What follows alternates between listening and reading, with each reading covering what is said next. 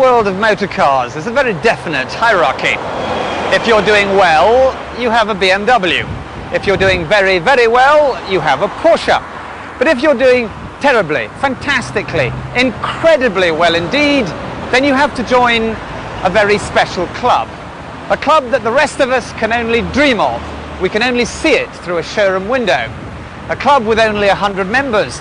A club that has an entry price of over £600,000.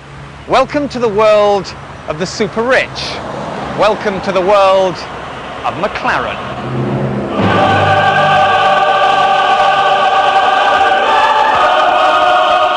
You're watching a McLaren F1 travel from 0 to 100 and back again to 0 in just 11.4 seconds. That's a world record. And so is this, the highest average speed round a circuit, 195 miles an hour. The McLaren F1 is the fastest production road car in the world with a maximum speed of 240, another record. The McLaren story starts with Bruce McLaren, a racing driver who competed with the likes of Stirling Moss, Jack Brabham and Jim Clark. In 1966 he started his own Formula One team, and from there they went on to become the most successful team in Grand Prix history. McLaren made champions out of James Hunt, Emerson Fittipaldi, Niki Lauda, Alain Prost and Ayrton Senna. And 1988 was their finest hour, winning 15 out of 16 Grand Prix races. And it was on the way back from the 88 Italian Grand Prix that 4 of McLaren's luminaries, killing time at Milan Airport, came up with the idea of building the ultimate road car. Present were Gordon Murray, the team's technical director, Ron Dennis, McLaren's boss, Mansour Ojay, president of parent company TAG, and Crichton Brown, a McLaren director. It started off just relaxed conversation, then got fairly serious because we were discussing really where the group should go, and Ron was keen to expand the base beyond Formula One. We felt a new challenge was required. It was an exciting idea to build the finest road car we possibly could. So it just sort of it gelled pretty quickly after that, really. But planning the finest supercar in the world, never mind building it, took much longer than everybody expected. After that excited meeting at an Italian airport in September 1988, it would be 4 long years before McLaren was even ready to tell the world what they were doing. And in that time, they got through a river of midnight oil and a whole hill of money. The design would draw on all of McLaren's Formula One expertise, with Gordon Murray hand-picking a dedicated team to run the project. The brief sounded simple, the exposition impossible. Build the finest and fastest road car in the world and build it without compromise. Oh, and make sure it looks absolutely gorgeous. I think from the beginning, I certainly had an idea that we didn't want a car with lots of sort of overt aerodynamic appendages on it, because those are a bit like sticking plasters that kind of, suggest that you didn't do the initial shape job very well. The sort of easy route with supercars is to make them enormously big. Then they're imposing and impressive just because of the sheer size of the thing, and the amount of ground it takes up. But that then is pretty darn difficult to drive, and if you're constantly worrying about not being able to see even the corner of your garage or a gate post driving out of your house, then that's a pain actually, and really not a lot of fun. So we knew it wanted to be small. Small and light, very light, which is why the body was carbon fibre, the wheels magnesium alloy and the underpinnings titanium. Each McLaren is made up of 5,000 of the lightest components possible. Here's some details actually, just to show you how fanatical we were about weight. These 2 bits are the steering column and the steering shaft in the car. Together normally these would weigh 10 or 12 kilograms on a normal car, and these 2 together weigh about 1.5. When it came to the engine, I was adamant about the configuration, that it should be a V12, big capacity and normally aspirated. BMW built the epic power plant, and although it weighed 16 kilograms more than promised, the 6.1-litre engine pushed out 650 brake horsepower, 100 more than brief. And such power creates an awful lot of heat, which is why the engine compartment is lined with the best heat reflector you can get, pure gold. But the greatest revolution is where you sit. So the big surprise was that Gordon had settled on this packaging idea with the central driver's seat and passengers either side, because McLaren, being a Formula One based company, they wanted a car which really gave the customer some of the impressions of what it was like to drive in a Formula One car. On the 23rd of December 1992, right on schedule, chassis number 1 was driven for the very first time. I think the first drive must be one of the best feelings I've ever had in my life. I mean, even though it was just literally trundling around the car park behind the factory, and the car really did look the part, to actually sit in the thing for the first time, especially with that driving position in the middle sort of racing car position, was just, I mean, fairy tale stuff.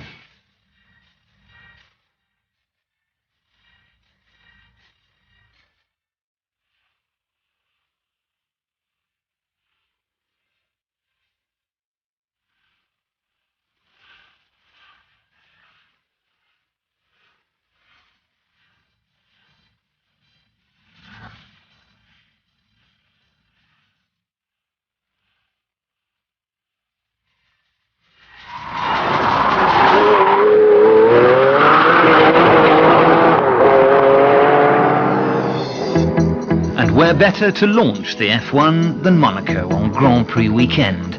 McLaren took over the sporting club and invited the beautiful, the famous, and the bald. One of the most fascinating things was that really up to the launch nobody knew what the car was going to be, and to try to keep it secret for 2.5 years, believe me, was not easy. And I'm happy to say that there were a few gasps when the curtain went up, so to speak.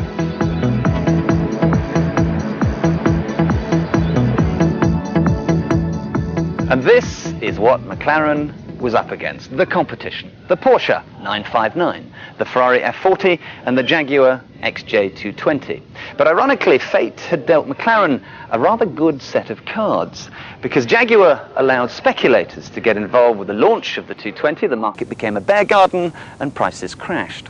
The Italians said they would build just 400 F40s, but being Italians, they built over 1,000, so its cachet was immediately diluted.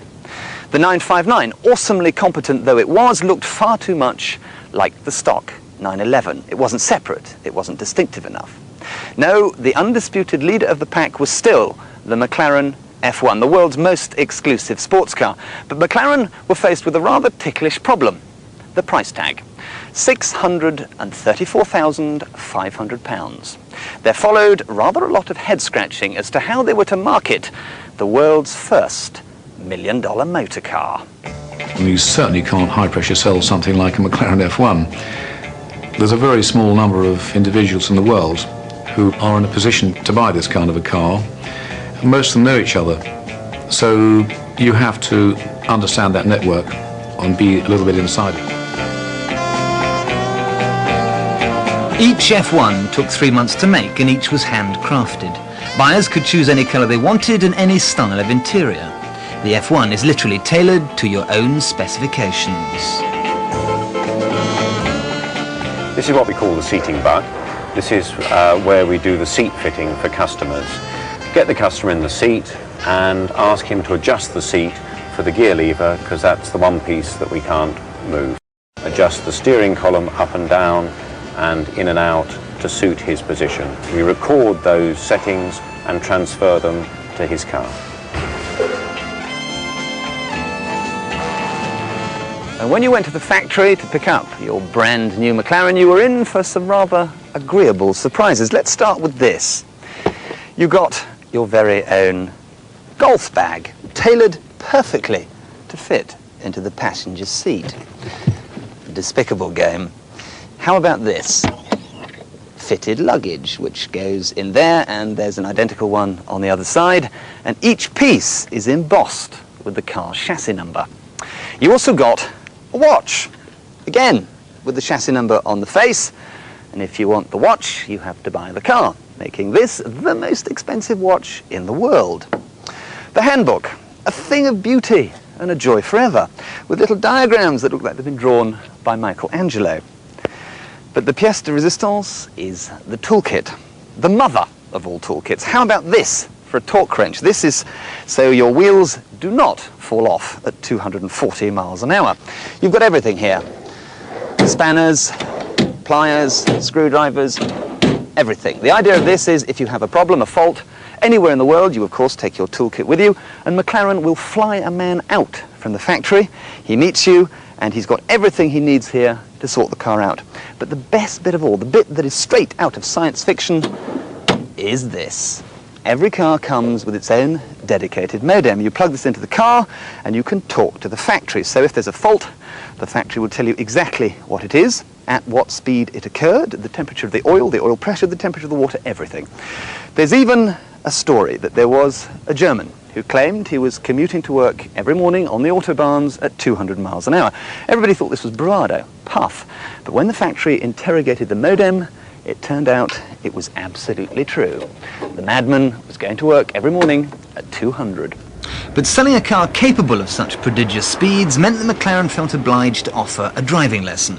This was mine, and you start off nice and gently. Well, the main point to be made by this exercise is that what comes out of the rear wheels is in direct proportion to what you do with your right foot. You decide how fast you want to go, nobody else and nothing else. The purpose of an exercise like this is so that we can illustrate to the customer that there is no need to drive it like a hooligan. You can drive it gently, and we will up the pace in a little while and illustrate how the car feels when it's going faster, and we'll demonstrate the maximum acceleration. Maximum acceleration sounds like my turn.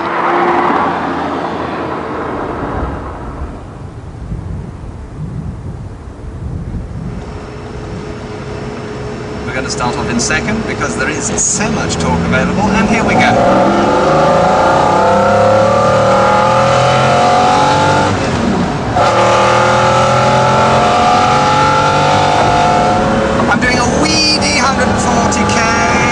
Well, you're already going too fast. You're supposed to be pottering around this time. 240, and it feels completely and utterly docile, very stable. Just going to put some anchors on now. I touched 175. I imagined it to be absolutely and completely pant-wettingly terrifying, but it's not. Well, it doesn't have to be. If you want to terrify yourself, it has the ability to do it, but of course it's only up to you, not the car.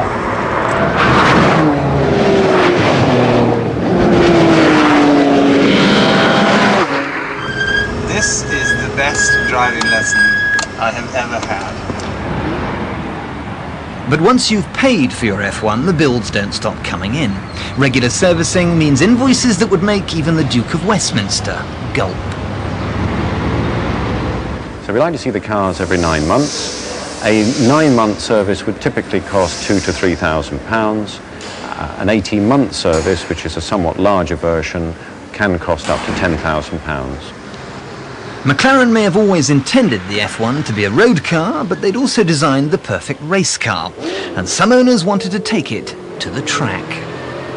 It wasn't a huge job. I think I had one day in the wind tunnel to turn it into a race. Rapidly entered F1s went to Le Mans in '95 and finished 1st, 3rd, 4th, 5th and 13th. The best debut by a manufacturer ever. And to celebrate the achievement, 5 rather special road cars were built. The F1 LM. The LM has an extra 50 brake horsepower, weighs 80 kilograms less and costs £850,000.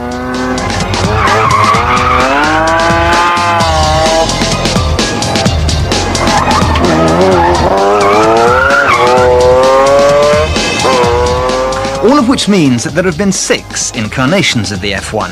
The standard car, the LM, the long-tail version, and 3 different sorts of race car. In total, 100 McLarens were built, and every single last one has been sold. But what I need to know is, who is it that owns a McLaren? Who has over 600 grand to spend on a road car? What do they look like? What do they do? Where do they live? How much money have they got? Well, we don't know. because when we asked McLaren, they behaved like the CIA. They are obsessively secretive, I suppose quite properly, about their clients' confidentiality. And of the 100 cars in the world and the 100 owners, we could only find one who was prepared to stand up and be counted. His name is James Munro and he's an accountant. Not only does he have his own road car, but a long-tail racing version and a whole backup team of mechanics and technicians. So take me back to the first time you got in this car. What must that sensation have been like? I was scared, honestly. It was, we were down at a test track and it was the most scariest thing you can ever imagine, because you're suddenly driving this car that's capable of such huge speeds. And it's not just the ultimate speed, it's the pickup and the power that you can generate. You just put your foot down in first and you feel the car's going to kick sideways. I mean, I was genuinely scared.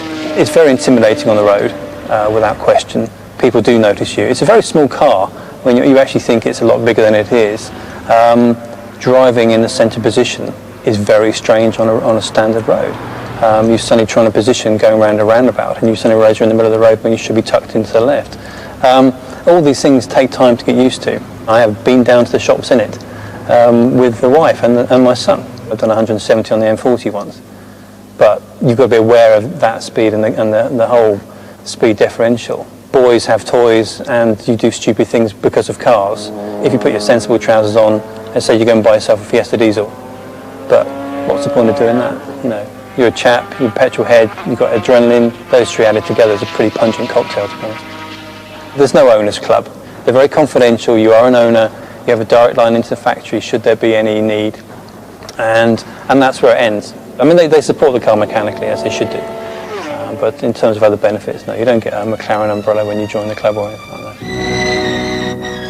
Other owners that we do know of include Boss Ron Dennis, Gordon Murray, Mansour OJ, Ralph Lauren, he's got 2, Liam Howlett of The Prodigy, Rowan Atkinson, George Harrison, Elton John, and the Sultan of Brunei has 5. Production of the F1 has finished and McLaren aren't building any more. They've perfected perfection. So world records apart, what has it achieved? Well, it hasn't made McLaren the richest car manufacturer in the world, not by a long way. According to Ron Dennis, the project is only just in the black. You could argue, robustly, that the world doesn't need cars like this, that there's no sense, no logic to them. But for me, the achievement of that car is that it is a singularly British thing. It may have a BMW engine, but it is designed and built by British people. It proves that this country can still do it, and can do it much, much better than the Germans and the Italians. And that is the best bit of all.